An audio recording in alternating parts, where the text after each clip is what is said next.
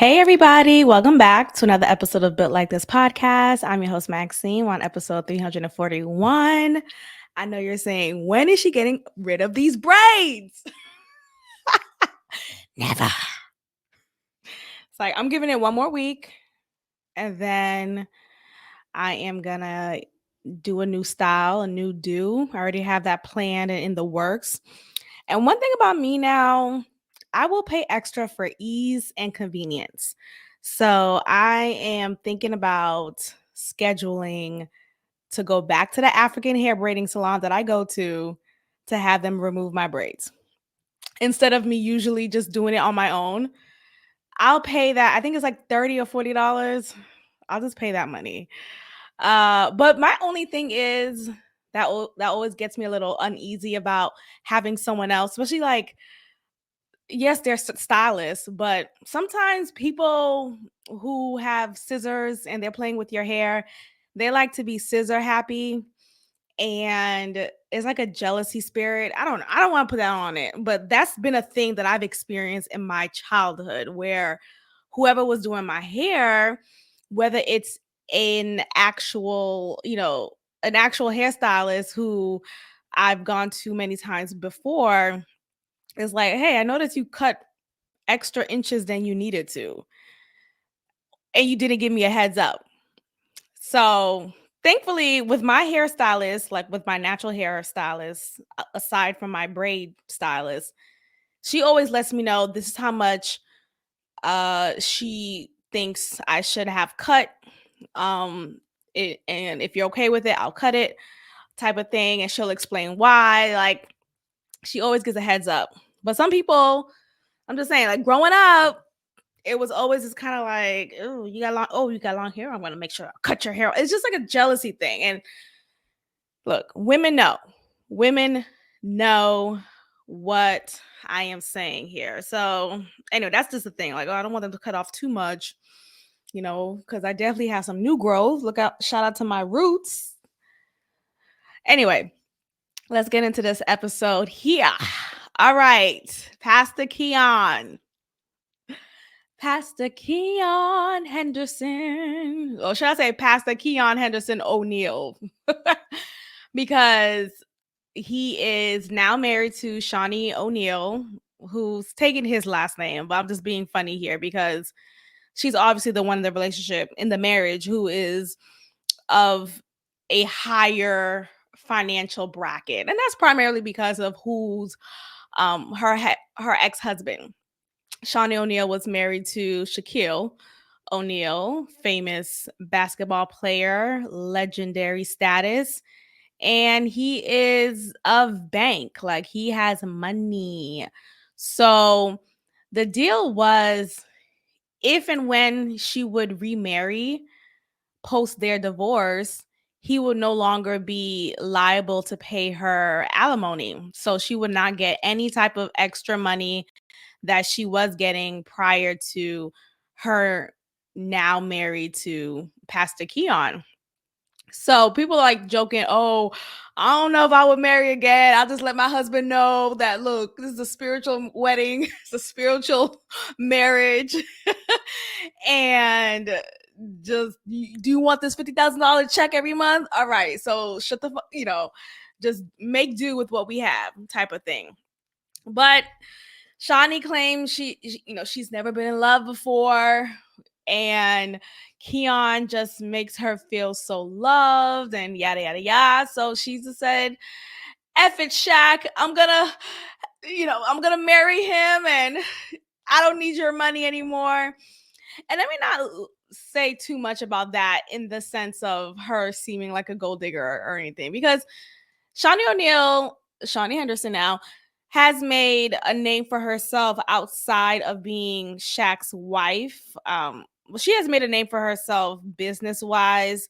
She's also known for her executive producing and starring in the show Basketball Wives on VH1, which is a long running reality show about women who are married to or in relationship with or have children with basketball players primarily. Some of them are married to other athletes. But nonetheless, that is the ongoing theme.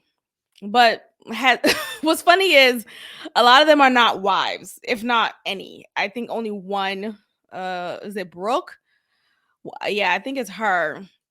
I haven't been watching that show in years, so I don't know. I just know from the clips that I will see on X. So anyway, Pastor Keon is back in these headline streets with something very ignorant and distasteful and insensitive that he has said on the pulpit.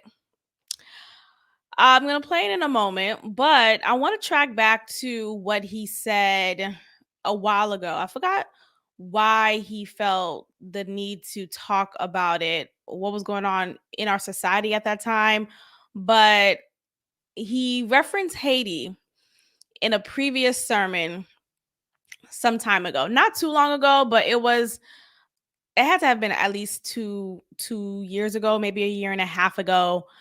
And he was on the pulpit giving his sermon, and one of the takes that he said takes but one of the things that he said in his sermon was about how, the reason why Haiti is so impoverished now is because, or is, having people like, oh, it's because you said reason, and that's just being redundant anyway. But the reason why Haiti is so impoverished is because of is voodoo is the reason. I'm trying to say it without saying it. Voodoo is the reason why Haiti is so impoverished, and had it not been for the people in Haiti doing voodoo, then people wouldn't be impoverished, and then the country would be thriving.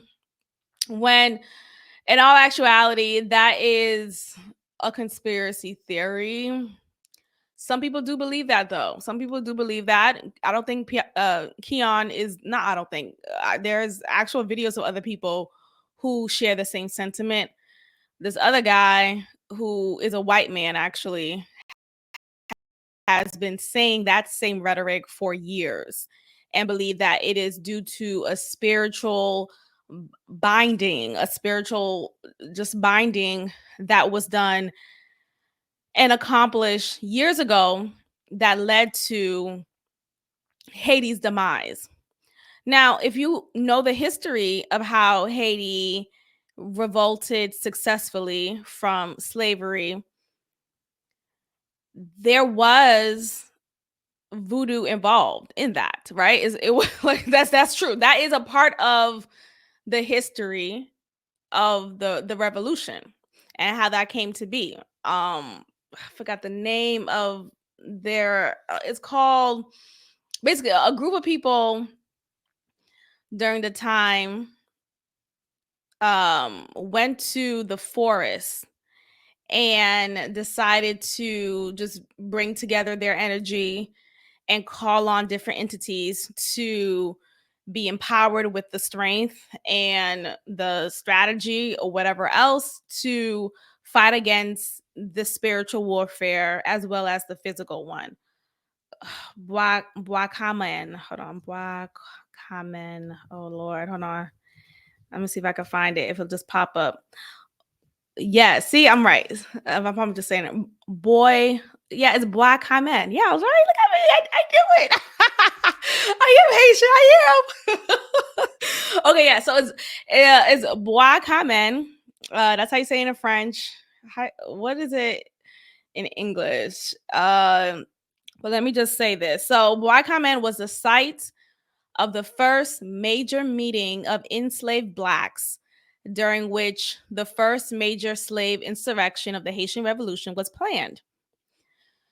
So prior to the Bois Kamen ceremony, voodoo rituals were seen as an event of social gathering where enslaved Africans had the ability to organize. So this is a part of the Haitian culture. I mean, hello.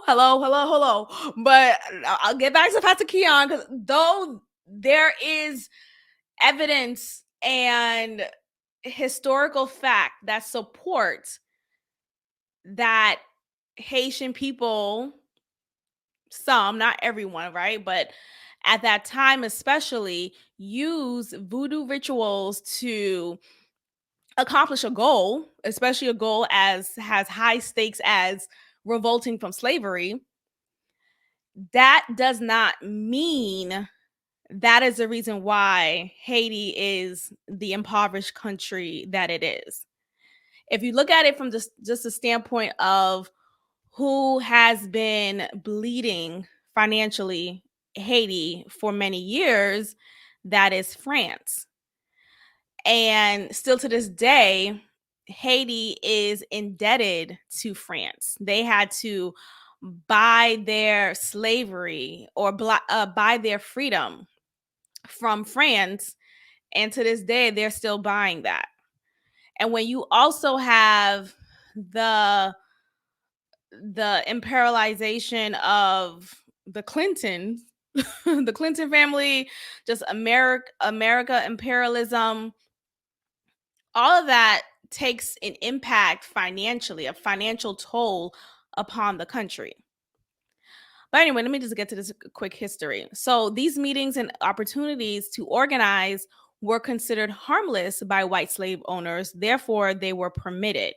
So white slave owners weren't aware of the actual power behind the voodoo rituals. They weren't aware of how these enslaved Africans were strategizing and mobilizing to fight against and uproot them from their current condition. It is also argued that voodoo created a more homogeneous Black culture in Haiti.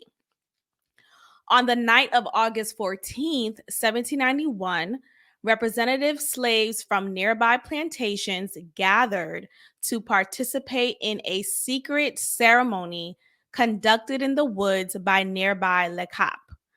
Le Cap in the French colony of Saint Domingue. Okay, so this ceremony, the Bois Camin ceremony, and this, because I read a book about it.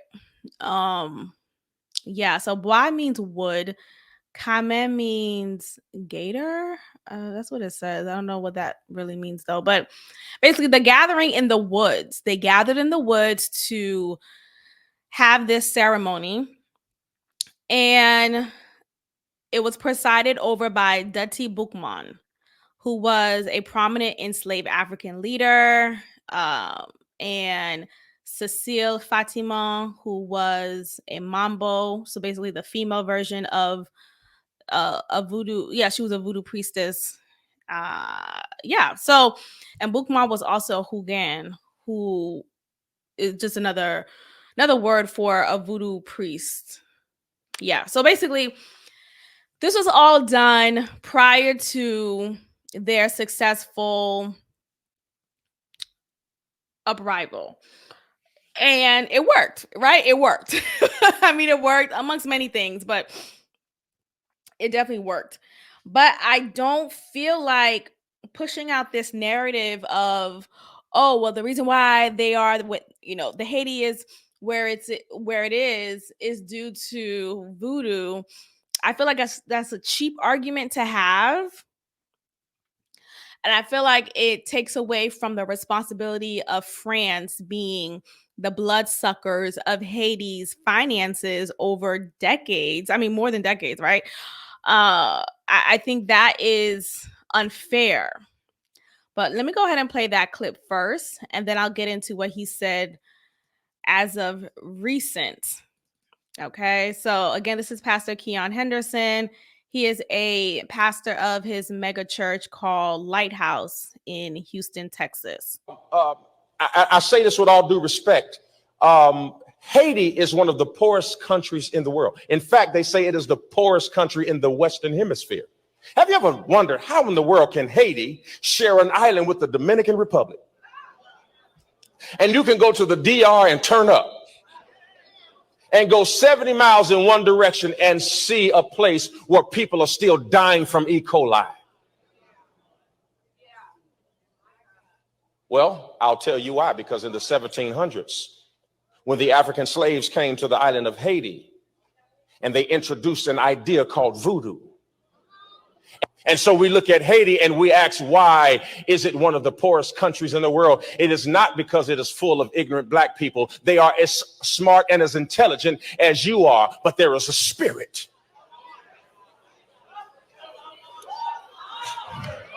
that has set on the region. Okay, so there he goes. So he is pushing this narrative of the reason why Haiti is as impoverished as it is due to voodoo, the dark spirit of voodoo. Oh, so I didn't read this comment until now. So let's see here. So he, of course, received a lot of backlash from this. This clip went viral at the time. This was back in 2022. So Pastor Keon says, hello to the Faces of Haiti community. Please forgive the statement that I made about Haiti and its history. First of all, you spelled it's wrong. It lacked the full context and sentiment within my heart that I desired to convey. I make no excuse, as my intention was to heal, not to hurt. This is a teachable moment for me, and this moment will both educate me further on Haiti's rich history, its resilient people, still spell it's wrong, and ultimately make me a better advocate for the Haitian community moving forward. Not better advocate. Okay. I mean, cool. At least you said that little apology. That's nice. But it's still damaging, right? And it just continues to reinforce this rhetoric of, blame the victim, blame the country, rather than actually pointing the finger at the perpetrator here, and that's France, and that's every other colony that imperialized Haiti as long as it did.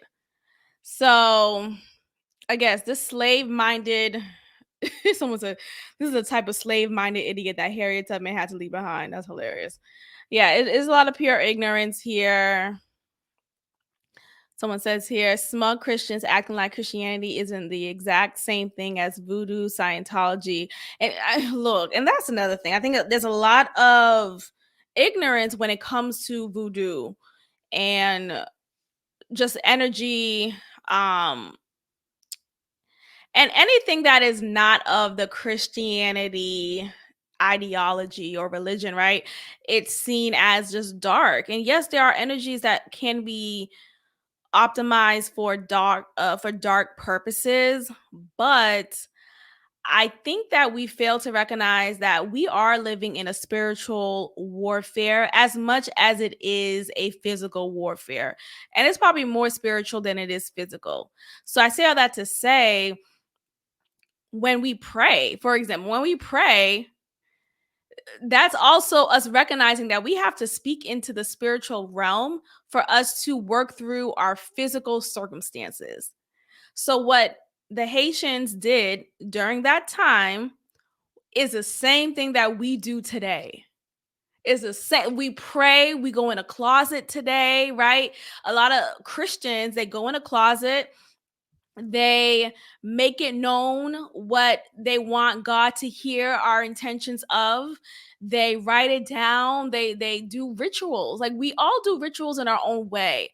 But because the term voodoo has such a negative connotation to it, then it's seen as, oh, that's the dark side of what we do. But what we do here in Christianity, that's the light. That's a good side. But it's like, actually, when you think about it, it's the same energy both ways. It's the same tone, it's the same intent.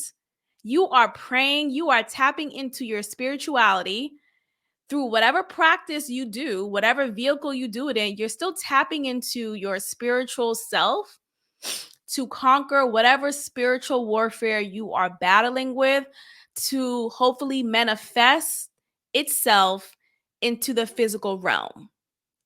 So that's the context for that, right? So now let's go ahead and see what Pastor Keon said as of late. Lord, as of late. So Pastor Keon, again, he has a mega church. This church is a famous church here in Houston, Texas.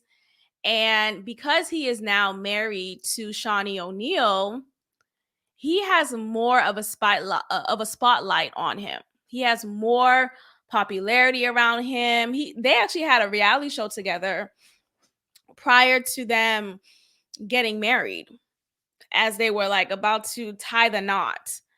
So he has a lot of attention now. So I think with that being said, you have to be mindful of the words that you use, the choice of tone that you choose to have with different messages that you're presenting to the public. The platform that you have is a big one. So it's not just he's speaking at his little small church. No, this is also shared in a live stream. You have congregational members who would take video of this and post it on their own social. So like there's so many opportunities for people to see and hear what you're spewing. So it's best to be mindful of that. Anytime a person is in need, y'all go to running and dropping money. But let me tell you something, the poor will be with you always. And there is no blessing connected to blessing the poor other than getting back what you gave to them, but no multiplication. Multiplication is segregated for tithes and offering. When you give to the poor, the only thing you do is help them, but you don't help yourself. So when you give $1 to somebody on the street talking about I did my job, God like, thank you, but it ain't gonna help you. Anytime a person is in need. Okay, so there we have that. So what is he talking about here? He is basically pressuring, shaming, coercing his congregation to only give to the church. And what does that do for him? Obviously, he's the pastor of said church. Therefore, he reaps the benefit of that. And he's also pointing out the pointlessness in helping the poor, the pointlessness in helping those who are less fortunate than you. He says it doesn't really help multiply your own finances. Instead, yeah, sure, you gave to the poor, but God says, okay, that doesn't really help you. Like, wait, what? I never heard God. Let's just hear this one more time. Anytime a person is in need, y'all go to running and dropping money. But let me tell you something. And that's the part that I don't find to be comprehensible. Because shouldn't that be what we do anyway? When someone is in need, especially someone in our community, right? In our proximity, someone who we know, right? Someone who we grew up with and we understand that they're going through hard times. Shouldn't we drop everything and extend help in whatever capacity that we can? Shouldn't we extend some type of service, some type of financial aid to that person? Because everyone will have their time when we are in need of help. So why wouldn't you not want to continue that helplessness or, that helpful hand to your fellow community member? So for him to say this in a way that's like, oh, you're so silly for wanting to help and drop everything you have for someone in your community. Like, what? A person is in need, y'all go to running and dropping money. But let me tell you something, the poor will be with you always. And there is no blessing connected to blessing the. There he goes there. So now he's saying, there's no point in helping those who are poor. There will always be poor people. It doesn't matter. It doesn't move the needle. That's what he's saying here. And you don't get anything from it. You don't receive a blessing from helping others.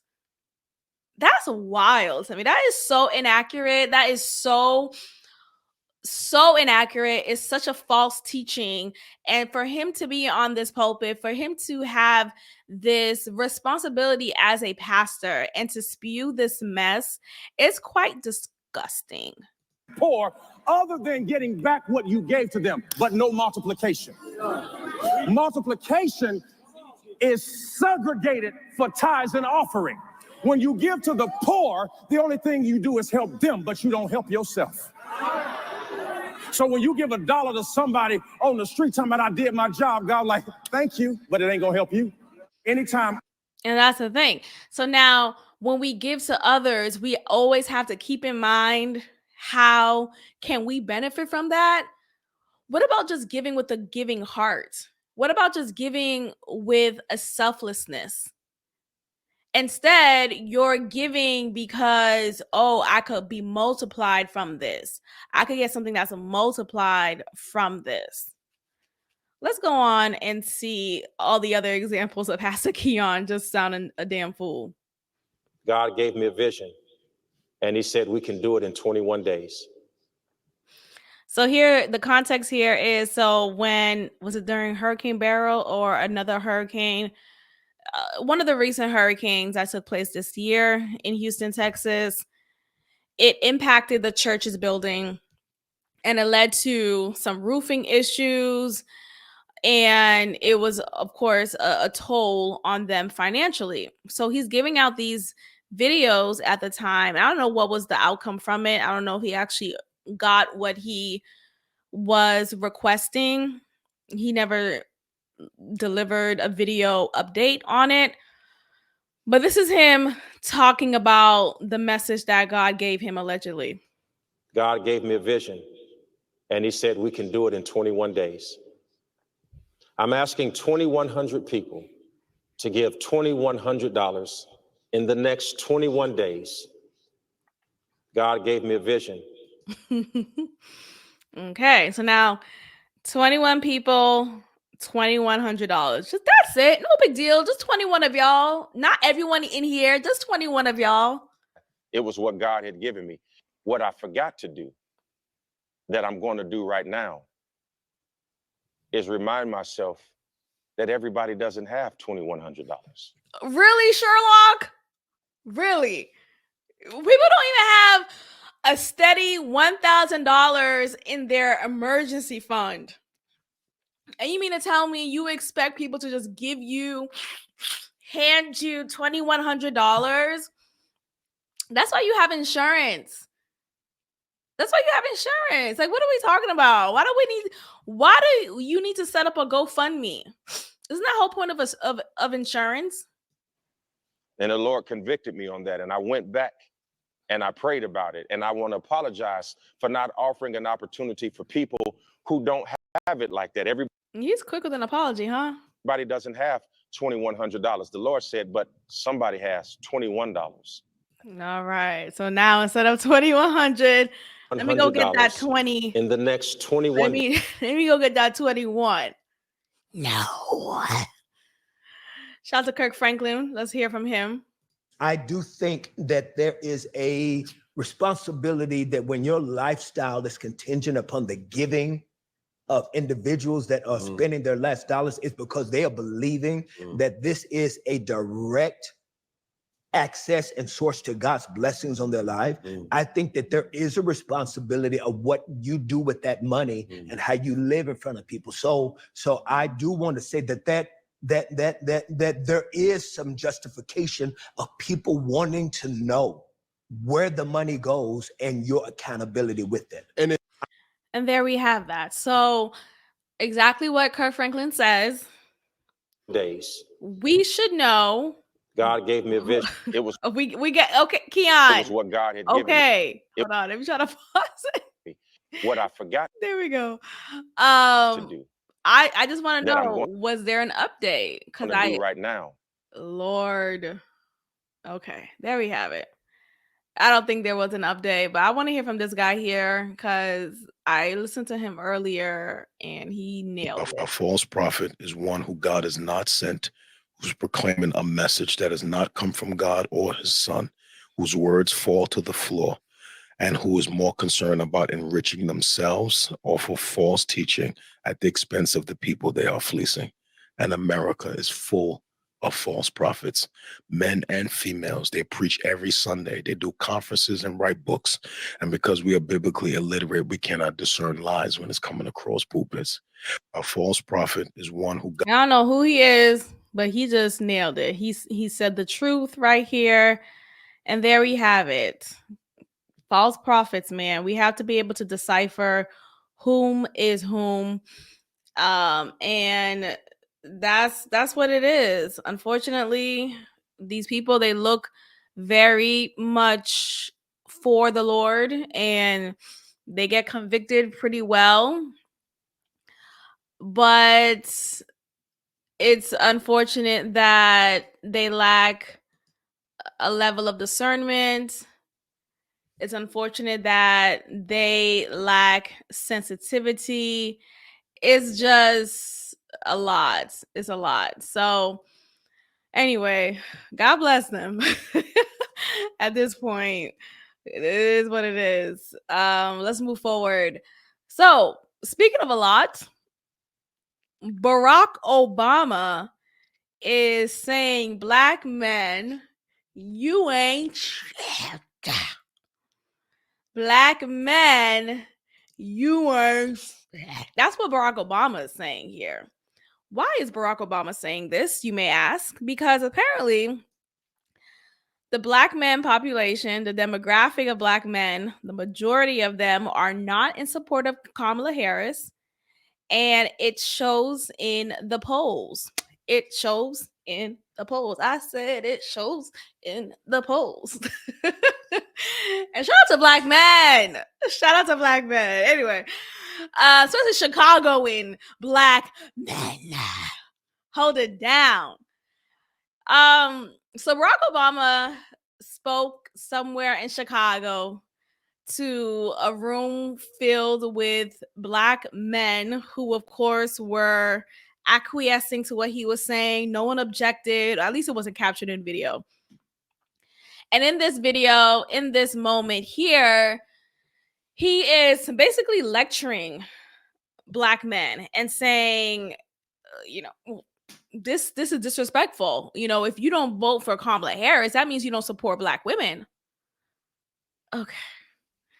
Enough, because when Kamala Harris first came into office as the DA, as senator, as whatever it was, prior to her running as the president, prior to her being the VP, she was running as an Indian American. She did not speak in a manner or present herself in a manner or labeled herself as someone who was a black woman. And all of a sudden, conveniently, she's a black woman now. How convenient is that? So I'm going to go ahead and play this clip of Barack Obama telling black men, y'all ain't ish.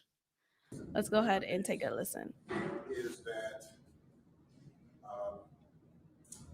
we have not yet seen the same kinds of energy and turnout in all quarters of our neighborhoods and communities as we saw when I was running. Now,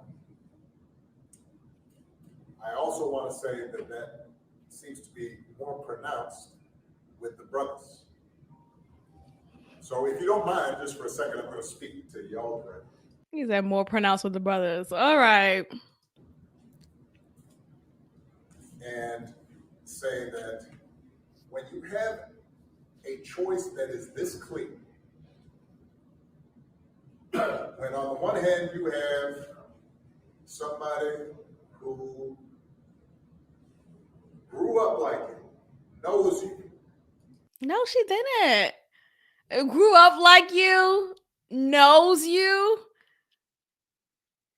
It's so funny to me because they want black men to choose Kamala Harris simply because she's a black woman, right? And simply because she grew up like you. She knows you. She knows the black man. Really?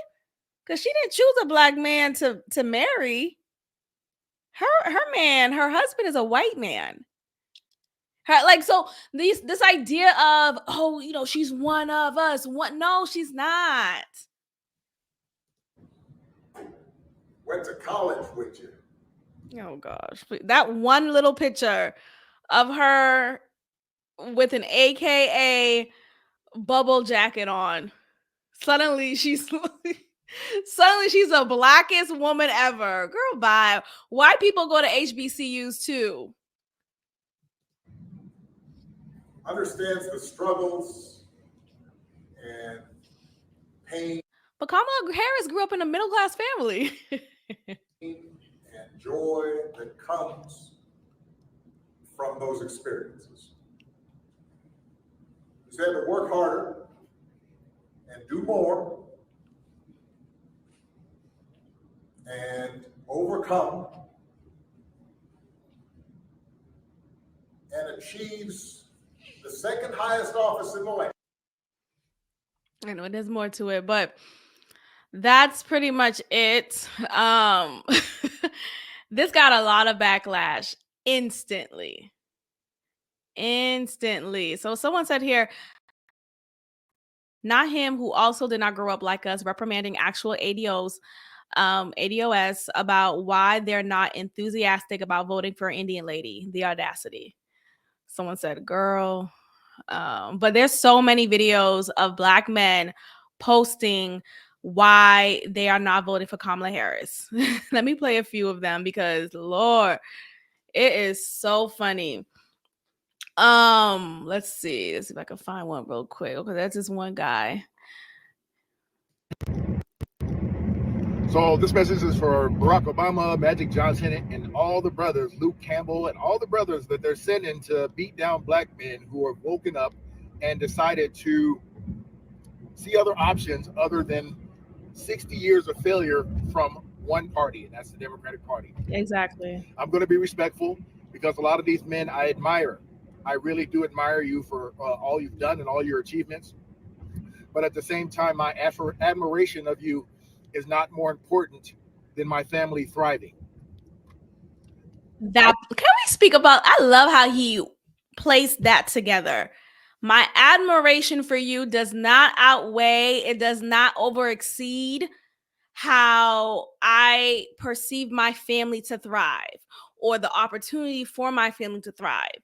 And that really speaks to the history of the Democratic Party failing the Black community time and time again. Yet you want me to continue to vote blue no matter who, because what? Oh, this person looks like me. This person grew up like me. That has failed us time and time again. We have to stop voting for optics. We have to stop voting because, oh, we happen to share the same skin color. Who cares? What about your policies? What is your plan? What is your track history? What is your evidence that supports my family, my community? Oh, there is none? Okay, so no, I'm going to explore something else. I don't care if Kamala Harris is a woman. I could think of 3 other women who would have been better suited for president. Like Tulsi Gabbard. Than Kamala Harris. She's just a woman who is not ready to be president, her as an individual, and that has nothing to do with her gender. She is a mess of a person, and I don't want her leading this nation. Has nothing to do with her race, whether she's Black, Irish, Indian. I don't care about the race of my president. I really don't care. I never have, and I never will. Race does not make you qualified to be president. Okay? Yep. Sure, I'm proud anytime I see a Black person elevate. I am proud as a Black man based on everything we've been through in this nation. I'm so proud to see when our brothers and sisters elevate to positions of power and influence, when they earn it, when they deserve it. I don't want to see it just handed to somebody just because of something, of their skin color. Because you could have beautiful Black chocolate skin and be a complete disaster as a leader. And that's pretty much the rhetoric that is constant. Let's also hear from Lord Jamar, who is a 5%er. Shout out to Freckles Bay letting me know what that means. Let's go ahead, take a listen. Trump is always Trump. I don't give a if you like him or not. He's always him. If he says he's gonna say some arrogant yup, off the cuff, yup, he does do that. But it's the background noise for me. This motherfucker's a smart businessman, and I hate the people that say, "Oh, he's been bankrupt this many times." That's what smart businessmen do. First of all, all companies are not made to last. Some companies are made to be disposable. But sorry, the background music, I can't keep on going with it. But let's pivot a little bit and speak on how JD Vance is dominating every interview he has. There, I find clip after clip of him owning these moderators who try to ruffle him up, and he continues to let them know what the fuck it is and what's really going on. So in this clip here that apparently happened recently, this woman, her last name is Raditz. She is dismissing the importance, the urgency, and the dominance of the illegal migration that has taken over our borders and apartment complexes in different parts of America. Especially with the Venezuelan gangs, they are just uprooting themselves to people's homes and complexes, so much so that it's leading to crime, it's leading to violence, it's leading to people, long-term residents being usurped from their properties. And she's like minimizing the impact of this. So let me go ahead and play this clip for y'all. The incidents were limited to a handful of apartment complexes, and the mayor said our dedicated police officers have acted on those concerns. A handful of problems. So she's trying to say, oh, it's just a handful. It's not big of a deal. I could name probably no more than a handful of the Venezuelan gangs usurping apartment complexes in America. Ma'am, even if it was just a handful, which is not, it is not, there are videos that support it is more than a handful. It's still a cancer. It still impacts the surrounding communities. It still creates this fear, this terror amongst the residents who have lived there upon generations. So you saying, oh, just a handful is actually very dismissive, and it's disrespectful to the people who have been living there for years. Problems. Only, Martha, do you hear yourself? Only a handful of apartment complexes in America were taken over by Venezuelan gangs, and Donald Trump is the problem and not Kamala Harris's open border. Americans are so fed up with what's going on, and they have every right to be. And I really find this exchange, Martha, sort of interesting because you seem to be more focused with nitpicking everything that Donald Trump has said rather than acknowledging that apartment complexes in the United States of America are being taken over by violent gangs. I worry so much more about that problem than anything else here. We've got to get American communities in a safe space again. And unfortunately, when you let people in by the millions, most of whom are unvetted, most of whom you don't know who they really are, you're going to have problems like this. Kamala Harris, 94 executive orders that undid Donald Trump's successful border policies. We knew this stuff would happen. They bragged about opening the border, and now we have the consequences, and we're living with it. We can do so much better, but frankly, we're not going to do better, Martha, unless Donald Trump calls this stuff out. I'm glad that he did. There we go. All right. Let's wrap it up from that point. But absolutely, just saying, oh, it's just a handful, it's not a big deal. You are being very dismissive of what's really going on just to big up Kamala Harris yet again. No, it's because of her open border. That is why we are in the situation that we're in. Let's get into this brief video clip of Michael Strahan. A lot of these interviewers are kind of letting the Democrats have it, and I'm quite impressed. So let's go ahead and take a listen to this. So Michael Strahan, who is one of the co-hosts of Good Morning America, he's been there for quite some time. He actually interviewed Tim Walz, who is Kamala Harris's VP. It's funny how Tim Walz, he did kind of come out of nowhere. I'm not really familiar with him either, but who's really familiar with VPs? Aside from Biden, when he was a VP, I didn't really know too many other VPs off rip. So But a lot of people, like a lot of black people, oh, Tim Walz, he's a great guy. He's like the high school football coach that you love, that you grew up with. You know him. He cares about you. It's like, you don't know him. You don't. You don't. I know that he put tampons in boys' restroom. I know that. That doesn't sound smart. They were saying that, hey, these are policies that Kamala Harris could have done 3 years ago when she was in the White House with President Biden, Right. and she never did. What do you say to people who bring that up? Who say that? Well, Donald Trump had 4 years to do it, if you're going to talk about that. Oh gosh. It's always, yeah, but Donald Trump did it. Okay, but right now in the office for the past 4 years, what has Kamala did to move the needle regarding this topic? Oh, nothing? Okay. So how is she any better? Like, let's speak to that. What the point is, you need a partner in Congress. You've seen these. We've seen different bills that are ready to pass, and Donald Trump makes sure he steps in. We saw it around immigration, a bipartisan bill, widely respected, wanting to make a difference in this, holding true to our values, securing the border. Donald Trump steps in and says, look, that's going to hurt my political future. Let's not make it happen. They were saying that. Okay, so there's that. And just one last, I know this is like super political heavy, this episode. But there was just so much going on politically. All right, and this one last one. Okay, so Kamala Harris was interviewed by I don't know his name actually, but she was on 60 Minutes, and this man, a black man, he interviewed her. He has a history with 60 Minutes for quite some time, so he's pretty notable there.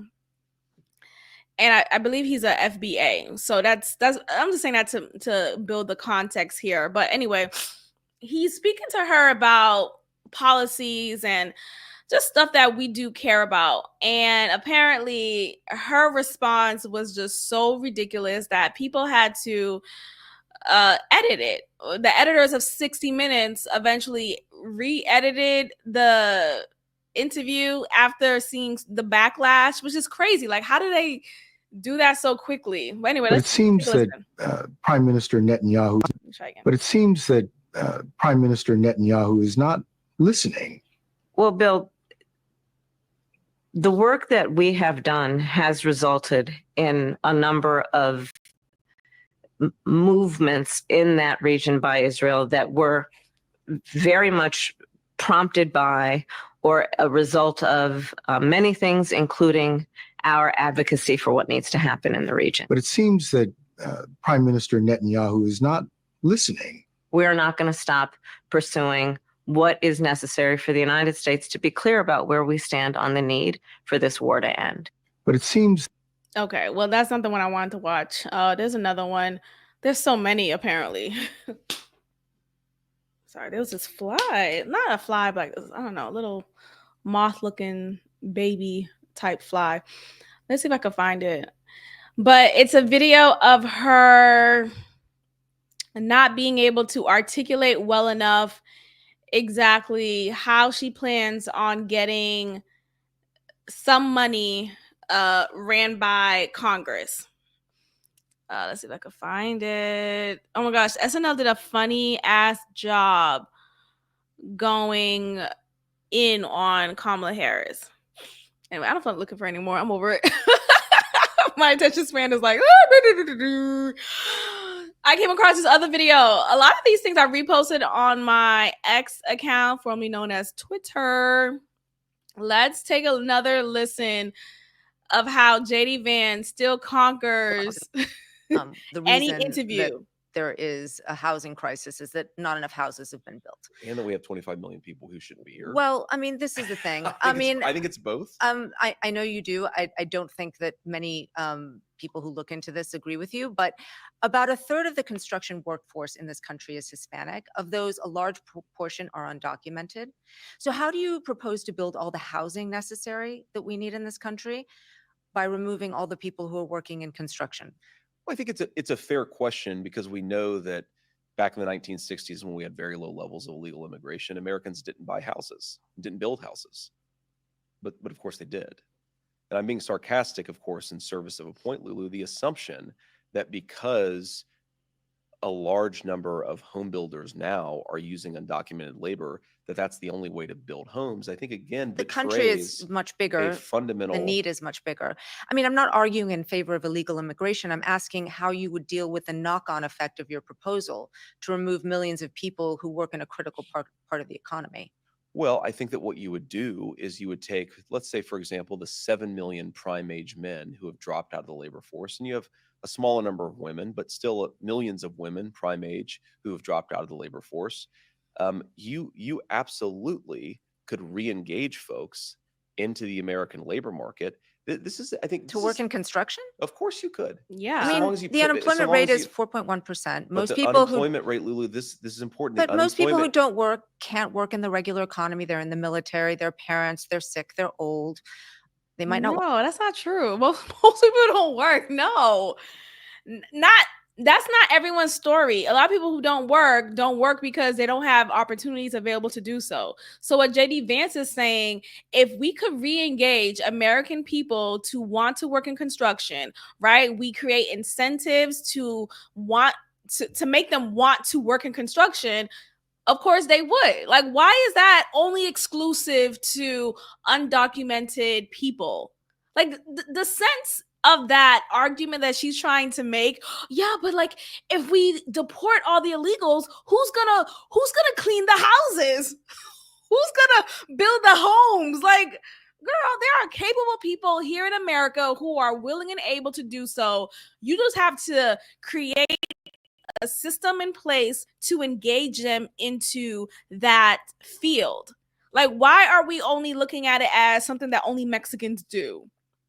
Want to work in construction. The unemployment rate does not count labor force participation dropouts. And again, this is one of the really deranged things right. that I think illegal immigration does to our society, is it gets us in a mindset of saying we can only build houses with illegal immigrants. Right. And we have 7 million, just men, not even women, just men who are capable who have and completely willing. dropped out of the labor force. People say, well, Americans won't do those jobs. Americans won't do those jobs for below the table wages. Right. And that's the part. The reason why so many Mexicans, I'm saying Mexicans, I'm sure there's other demographics, but a lot of Mexicans are willing and able to do that is, oh, well, they're going to get paid below the table. They're going to get paid scraps, but at least it's something. It can help them put on their families, yada, yada, yada. But if we could build an economy that is more pleasing to the American people, then this workforce can be populated by Americans. Do those jobs for non-living wages, but people will do those jobs. They will just do those jobs at certain wages. And right. Think about this from the perspective of an American company, okay? I want them to go searching in their own country for their own citizens. Sometimes people who may be struggling with addiction or trauma, get them re-engaged in American society. We cannot have an entire American business community that is giving up on American workers and then importing millions of illegal laborers. Exactly. That is what we have thanks to Kamala Harris's border policies. I think it's one of the biggest drivers of inequality. It's one of the biggest reasons why we have millions of people who have dropped out of the labor force. Why try to re-engage an American citizen in a good job if you can just import somebody from Central America who's going to work under the table for poverty wages? It is a disgrace, and it has led to the evisceration of the American middle class. Just well done. I mean, this is a masterclass. Exactly what this tweet says. A masterclass in deconstructing a false premise. That's what it is.